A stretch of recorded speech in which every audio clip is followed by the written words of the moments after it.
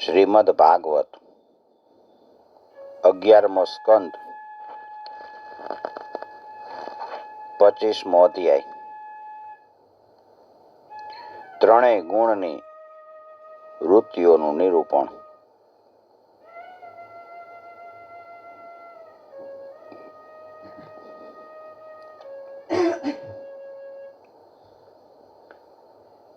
શ્રી ભગવાન ઉવાચ.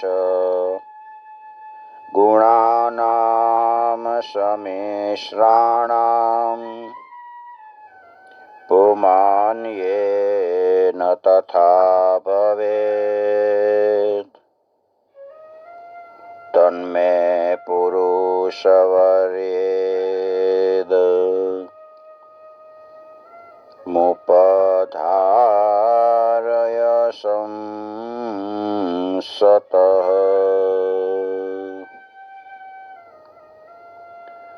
સમોદમોસ્તિ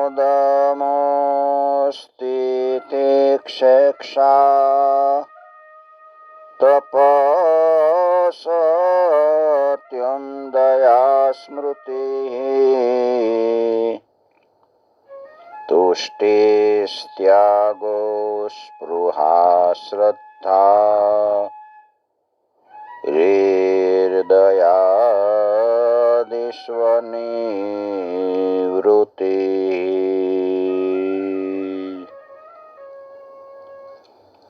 ભગવાન શ્રી કૃષ્ણ કહે છે,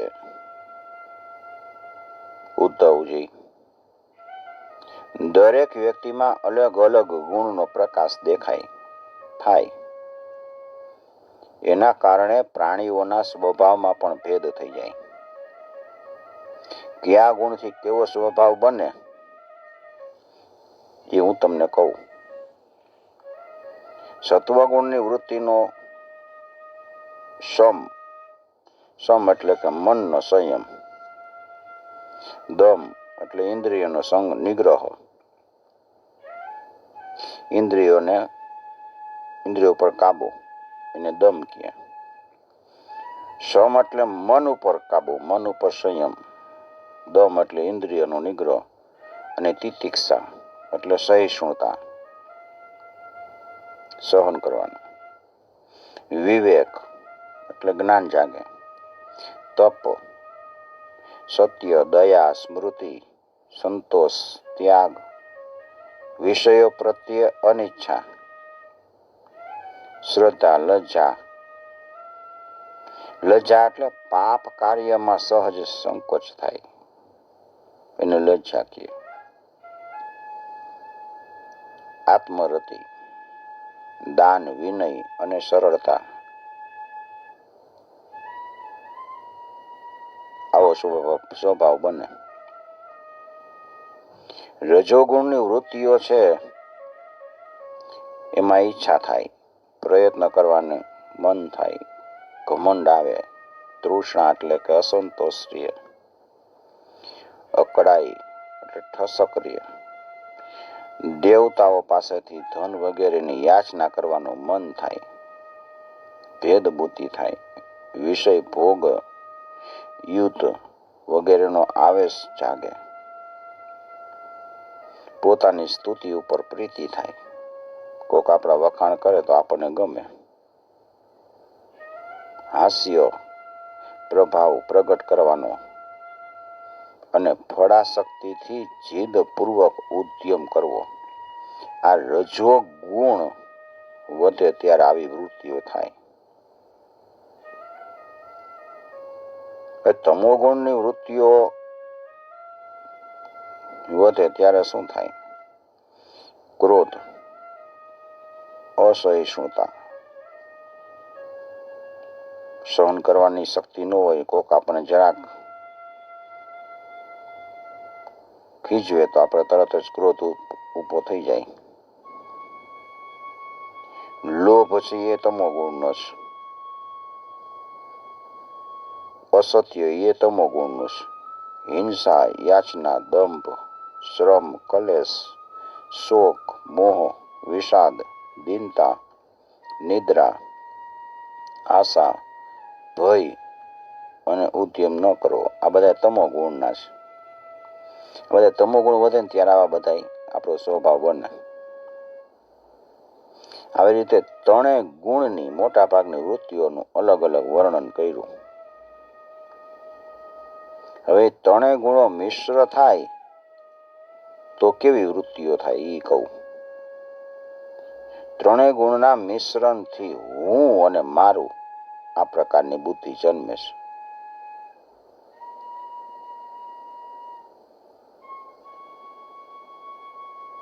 મન શબ્દાદી વિષય, ઇન્દ્રિયો અને પ્રાણને લીધે જે વ્યવહાર થાય છે ને એ ગુણના મિશ્રણથી થાય.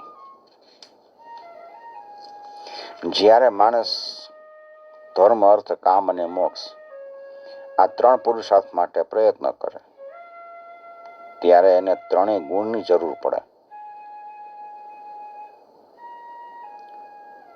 જો સત્વગુણ હોય ને તો શ્રદ્ધા થાય એનામાં, રજોગુણ એ જોઈ એટલે રતિ થવી જોઈએ, અને તમો ગુણથી ધનની પ્રાપ્તિ થાય. આ ત્રણેય ગુણ એનું મિશ્રણ જ છે, શ્રદ્ધા, રતિ અને ધનની પ્રાપ્તિ. તો ધર્મ, અર્થ, કામ અને એ ત્રણ આપણા સિદ્ધ થાય.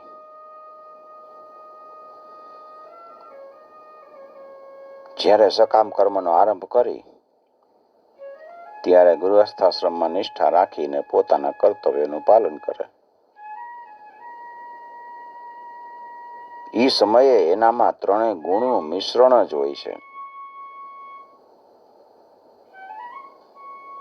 માનસિક શાંતિ, ઇન્દ્રિય વિજય વગેરે ગુણથી સત્વગુણી, કામના વગેરેથી રજોગુણી, કામના હોય તો રજોગુણી બને, અને ક્રોધ, હિંસા વગેરેથી તમોગુણી પુરુષ છે. એ ત્રણેય ગુણ મિશ્રિત છે એમ સમજવું જોઈએ. પુરુષ હોય કે સ્ત્રી, જ્યારે એ નિષ્કામ થઈને પોતાના નિત્ય નૈમિત કર્મો દ્વારા મારી આરાધના કરે ત્યારે એને સત્વગુણી માનવા જોઈએ. નિષ્કામ બનીને કરતા હોય તો સકામ ભાવે પોતાના નિયત કર્મો દ્વારા મારું યજન ભજન કરતો હોય સકામ ભાવે તો એ રજોગુણી, અને પોતાના દુશ્મનને જ મારવા માટે મારી ભક્તિ કરે એને તમોગુણી સમજવાનો. આ ત્રણેય ગુણ છે ને જીવના છે, સત્વ, રજ ને તમ. મુજ પરમાત્માના નથી, એ ભગવાનના નથી. આ ગુણ છે એ પ્રાણીઓના ચિત્તમાં પેદા થાય, અને ગુણને કારણે જ શરીર, ધન વગેરેમાં આસક્ત થઈને જીવ બંધનમાં આવી જાય છે.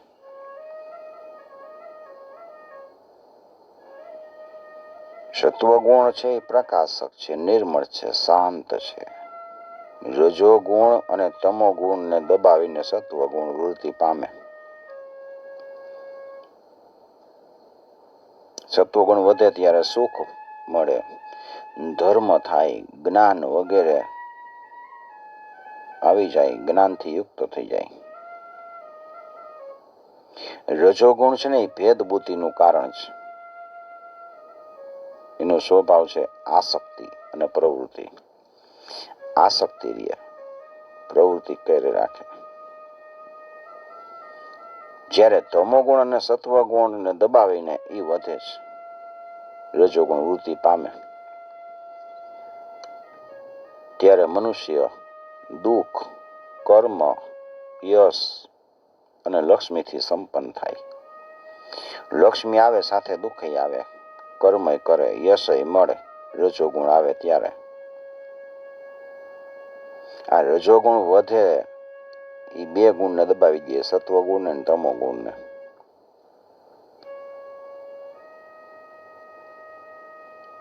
પૈસા જોઈ છે, દુઃખ નથી જોતું, પણ એ બધું ભેગું જ આવે. દુઃખ, કર્મ, યશ અને લક્ષ્મી રજોગુણથી ઉત્પન્ન થાય.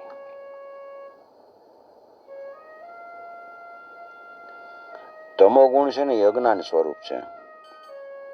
અને એનો સ્વભાવ છે આળસ અને બુદ્ધિની મૂઢતા. મૂઢ બુદ્ધિનો થઈ જાય.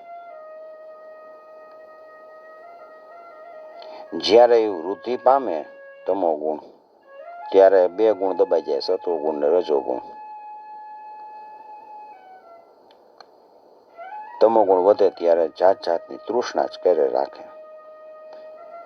ઓલું જોઈશે, ઓલું જોઈશે. શોક એનો ઊભો થાય, મોહ ઊભો થાય, એનાથી ગ્રસ્ત થઈ જાય, હિંસા કરવા લાગે, અથવા તો નિદ્રા અને આળસ નામ આવી જાય એટલે પડ્યો રહે. જ્યારે ચિત્ત પ્રસન્ન હોય, ઇન્દ્રિય શાંત હોય, શરીર નિર્ભય હોય, શરીરમાં કોઈ જાતનો ભય ન હોય, મનમાં કોઈ જાતની આસક્તિ ન હોય, ત્યારે એમાં સમજવાનું કે સત્વગુણ વધ્યો છે. અને સત્વગુણ વધે ને ત્યારે જ મારી પ્રાપ્તિનું સાધન સમજવાનું. આ સત્વગુણથી જ મારી પ્રાપ્તિ થાય છે.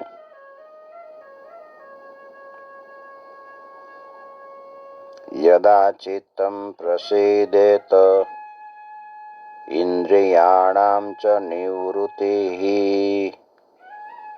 દેહે અભયમ મનોસંગમ તત્સત્વમ વેત્તિ મત્પદમ. દેહને અભય પ્રાપ્ત થાય. દેહે અભયમ મનોસંગમ.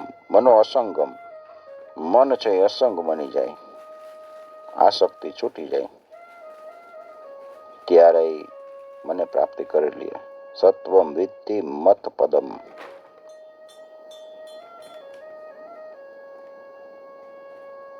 કામ કરતા કરતા મનુષ્યની બુદ્ધિ ચંચળ બને, જ્ઞાનેન્દ્રિયો અસંતુષ્ટ થાય, કર્મેન્દ્રિયો વિકારી થાય,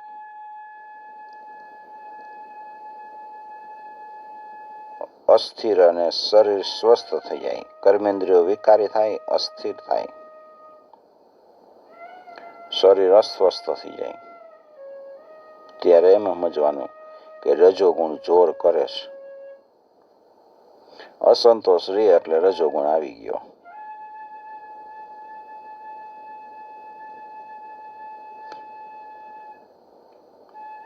અને ચિત્તની વૃત્તિ જ્ઞાનેન્દ્રિયો દ્વારા શબ્દાદિક વિષયને બરાબર સમજી ન શકે, સમજવામાં અસમર્થ બની જાય અને શોકમાં જ લીન રહેવા લાગે. મન છે એ શૂન્યવત બની જાય. ત્યારે તમો ગુણની વૃત્તિ સમજવાની.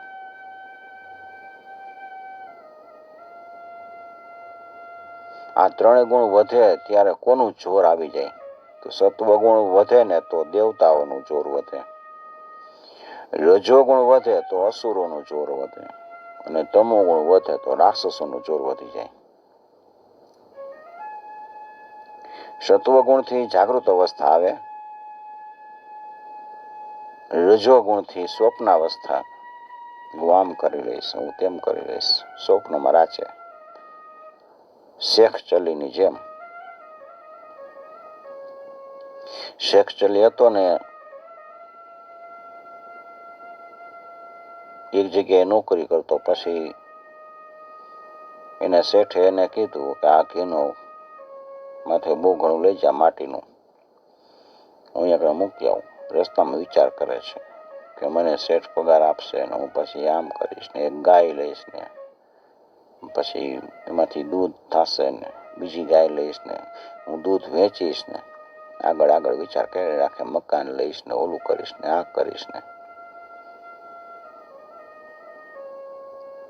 રસ્તામાં જે ઠેબુ આવ્યું પાણાનું, પડ્યો, ઘીનું બોઘણું તૂટી ગયું. બધા વિચારો જેટલા કર્યા હતા એ બધા વિચારો ખાખ થઈ ગયા. એટલે રજોગુણી સ્વપ્ન અવસ્થામાં રાચતા હોય ને એમ કે આ શેખ ચલીને વિચાર કરે છે. આ મન છે એ કાયમ શેખ ચલીના જ વિચાર કરતું હોય છે. તો રજોગુણથી સ્વપ્ન અવસ્થામાં આવી જાય અને તમો ગુણથી સુષુપ્તિ અવસ્થા બની જાય. અને તુર્ય તત્વ છે આ ત્રણેયમાં એક સમાન જ વ્યાપ્ત રહે છે. એ શુદ્ધ એક રસ આત્મા છે, બધાયથી નોખો છે. વેદના અભ્યાસમાં તત્પર બ્રાહ્મણો છે, સત્વગુણ દ્વારા ઊંચા લોકમાં જાય. વેદના અભ્યાસ જ કરતા હોય, સત્વગુણી હોય તો ઉચ્ચ લોકમાં જાય. તમોગુણી જીવ હોય એને વૃક્ષાદિ સુધીની અધોગતિ પ્રાપ્ત થાય. અને રજોગુણી જીવ હોય એને મનુષ્ય શરીર મળે. રજોગુણમાં રહેતા હોય તો મનુષ્ય શરીર પ્રાપ્ત થાય. સત્વગુણની વૃદ્ધિ થઈ હોય અને મૃત્યુ પામે તો સ્વર્ગલોક મળે. રજોગુણની વૃદ્ધિ થાય અને મૃત્યુ પામે તો મનુષ્ય લોક મળે. અને તમોગુણની વૃદ્ધિ થાય અને મૃત્યુ પામે તો નરક લોકની પ્રાપ્તિ થાય, નરકમાં જાય. પણ જે મનુષ્ય ત્રિગુણાતીત જીવન મુક્ત થઈ ગયા છે એ મને પ્રાપ્ત કરે, ત્રણ ગુણથી મુક્ત થઈ ગયા હોય,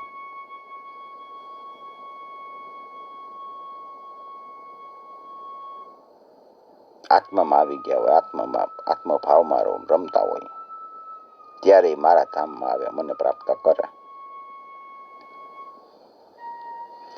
જ્યારે માણસ છે ને પોતાના ધર્મનું આચરણ પ્રભુ પ્રીત્યર્થે કરે, ભગવાન માટે પોતાનો ધર્મ કરે, નિષ્કામ ભાવથી કરે, ત્યારે એ સાત્વિક કર્મ બને. હું તો ભગવાન માટે કરું છું એમ માને. એમાં કાંઈ મળે કે ન મળે, એ સાત્વિક કર્મ બની જાય. અને કર્મનો આરંભ કરે ત્યાં જેને ફળની આશા હોય કે મને આ મળશે, એ રાજસિક કર્મ.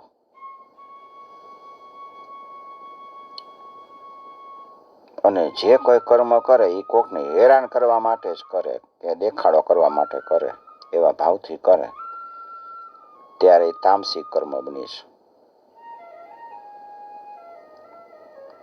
શુદ્ધ આત્મજ્ઞાન છે ને એ જ સાત્વિક જ્ઞાન છે. સાત્વિક જ્ઞાન, આત્મજ્ઞાન, બસ. આત્માને આપણે કરતા ભોગતા સમજીને એ રાજસ જ્ઞાન. અને પોતાના શરીરને જ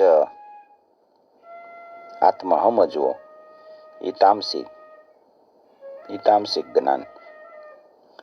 આ ત્રણેયથી વિલક્ષણ મારા સ્વરૂપનું જ્ઞાન એ ગુણાતીત છે.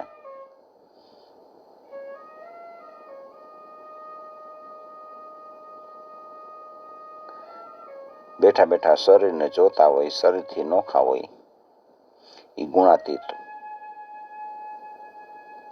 ગુણથી પર થઈ ગયા હોય, આત્મભાવમાં જ રહેતા હોય, ત્યારે ગુણાતીત થયા હોય.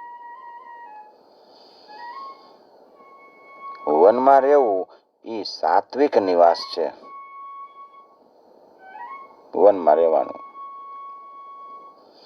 ગામમાં રહેવું એ રાજસ નિવાસ છે. અને જુગાર કે અડ્ડામાં રહેવું એ તામસિક નિવાસ છે. અને મારા મંદિરમાં રહેવું એ નિર્ગુણ રહેઠાણ છે.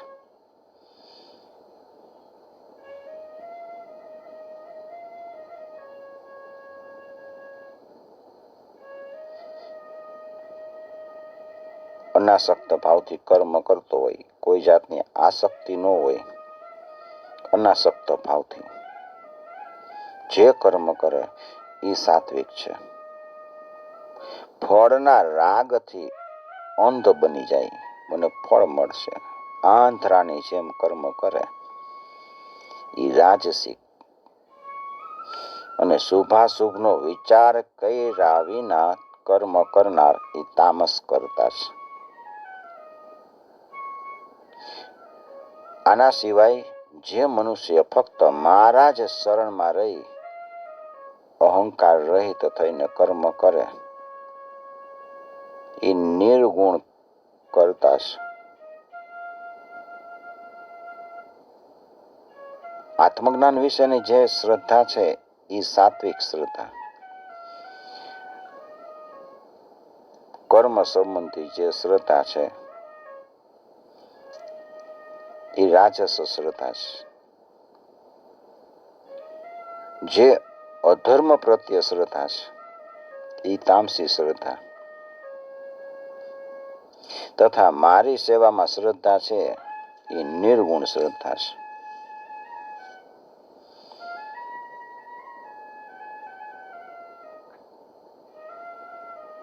પથ્યમ પૂતમનાયસ્તમ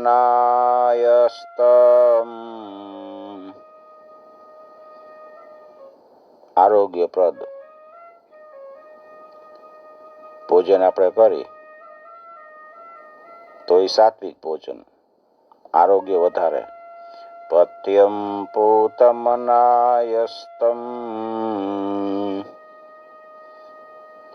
આહાર્યમ સાત્વિકમ સ્મૃતમ.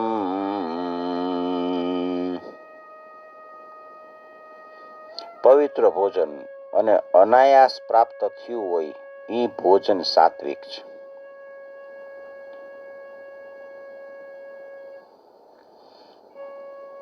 રાજસમ ચેન્દ્રિય પ્રેષ્ઠમ તામસમ ચાર્તિદાશુચિ.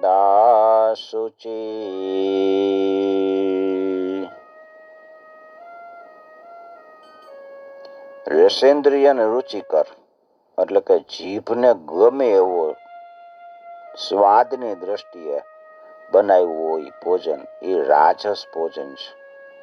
આમાં કઈ હવાદ નથી આવતો. હવાદ વાળું ખાવાનું મન થાય એટલે રાજસી ભોજન થયું.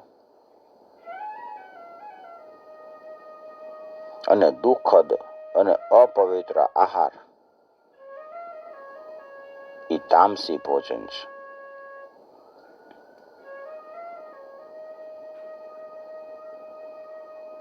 અંતર્મુખ બને અને આત્મચિંતન કરે એનાથી જે સુખ મળે એ સાત્વિક સુખ છે. બહિર્મુખતાથી એટલે બહાર ફરે, વિષયોથી જે સુખ મેળવે, વિષયો દ્વારા સુખ પ્રાપ્ત થાય એ રાજસી સુખ છે. અને દીનતાથી દીનતા આપણે દીન બની જાય અને સુખ પ્રાપ્ત થાય એ તામસ સુખ છે. પણ જે સુખ મારામાંથી મળે છે એ ગુણાતીત છે અને અપ્રાકૃત સુખ છે. ઉદ્ધવજી, દ્રવ્ય એટલે વસ્તુ, દેશ એટલે સ્થાન, ફળ, કાળ, જ્ઞાન, કર્મ, કર્તા, શ્રદ્ધા, અવસ્થા, દેવ, મનુષ્ય, પશુ વગેરેના શરીર અને નિષ્ઠા આ બધાય ત્રિગુણાત્મક છે. જો દ્રવ્ય ત્રિગુણાત્મક છે, દેશ એ ત્રિગુણાત્મક, ફળ એ ત્રિગુણાત્મક, 3 ગુણથી જ બંધાયેલું. એટલે પુરુષ અને પ્રકૃતિના આશ્રિત જેટલા ભાવ છે ને એ બધા ગુણમય જ છે. જેને આશ્રિત હોય, જેટલા ભાવ હોય આશ્રિત, બધા ગુણમય. એ ભલે નેત્રાદિ ઇન્દ્રિયો દ્વારા અનુભવાયા હોય, આંખથી આપણે અનુભવી અથવા તો શાસ્ત્રથી અથવા તો આ લોકથી ને પરલોક સંબંધથી પરંપરાથી સાંભળ્યા હોય અથવા તો બુદ્ધિથી વિચાર્યા હોય, એ બધાય ભાવ બધાય ગુણમય જ છે. જીવને જેટલી યોની પ્રાપ્ત થાય કે ગતિ પ્રાપ્ત થાય એ બધી એમના ગુણો અને કર્મ મુજબ એને પ્રાપ્ત થાય. જે બને છે એ આપણા કર્મને લીધે જ બને છે. આ બધા ગુણો ચિત્ત સાથે સંબંધ ધરાવે છે. એટલે જીવ એને અનાયાસે જીતી શકે છે.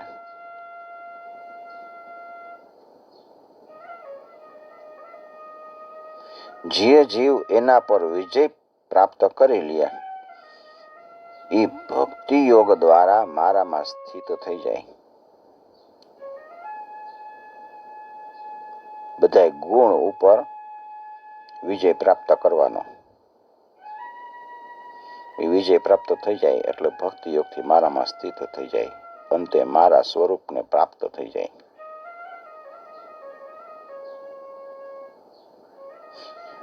આ મનુષ્ય શરીર છે ને અતિ દુર્લભ છે. આ જ શરીરમાં તત્વજ્ઞાન અને એમાં નિષ્ઠારૂપ વિજ્ઞાનની પ્રાપ્તિ સંભવ છે. તત્વજ્ઞાન મનુષ્ય શરીરથી જ થવાનું. શ્રદ્ધા હોવી જોઈએ. એ માટે એને પ્રયત્ન કરીને પ્રાપ્ત કરવાનો. બુદ્ધિમાન પુરુષે ગુણની આસક્તિ હટાવીને મારી ભક્તિ કરવી જોઈએ.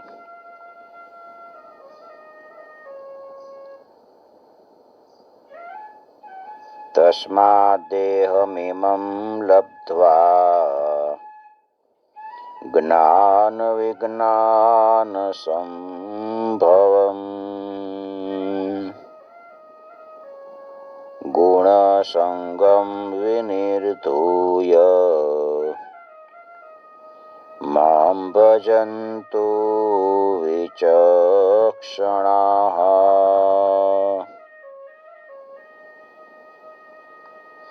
તો આપણે કયા ગુણનું સેવન કરવું જોઈએ? તો જે વિચારવાન મનુષ્ય છે એને સાવધાનીથી સત્વગુણનું સેવન કરાય. રજોગુણ ને તમોગુણને જીતી લેવા જોઈએ. એને ઇન્દ્રિયને વશ કરીને મારા સ્વરૂપનું ચિંતન કરવાનું. મારી ભક્તિમાં જોડાઈ આસક્તિનો તો મૂળમાંથી ત્યાગ કરી દેવો. બસ કર્મ કર, ફળની આશા નહીં રાખવાની. ગમે તે કર્મ કર અને પ્રભુને અર્પણ. ધ્યાન યોગ કરવાનો, એમાં ચિત્તની વૃત્તિઓને શાંત કરી દેવાની. અનાસક્તિ, એનાથી સત્વગુણ ઉપર વિજય પ્રાપ્ત કરી લેવાનો. મારે સત્વગુણે ન જોઈ. શરીરે હું નથી તો પછી સત્વગુણે મારાથી નોખો છે. આવી રીતે ગુણથી મુક્ત થતા મનુષ્યનો જીવ ભાવ છે ને એ છૂટી જાય છે. એ મારામાં લીન થઈ જાય છે.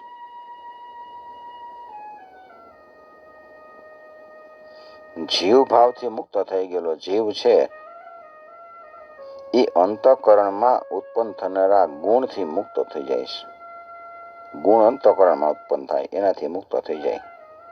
જીવ ભાવથી મુક્ત થયો એટલે બધા ગુણથી મુક્ત થાય અને મારા સ્વરૂપને પ્રાપ્ત થઈને પૂર્ણ બની જાય. પછી એને ક્યાંય ભટકવાનું ન હોય. જીવો જીવ વિનિર્મુક્તો ગુણેશ્ચાશ્રય સંભવે મય્યેવ બ્રહ્મણા પૂર્ણો ન બહિર્નાંતરશ્ચરેત. બહિર્નાંતરશ્ચરેત, એને બહાર ક્યાંય ભટકવાનું નથી હોતું. ઇતિ શ્રીમદ ભાગવતે મહાપુરાણે પારમહંસ્યમ સંહિતાયામ એકાદશ સ્કંધે પંચવિંશોऽધ્યાય શ્રી કૃષ્ણાર્પણમ સમર્પયામિ. ઓમ નમો ભગવતે વાસુદેવાય.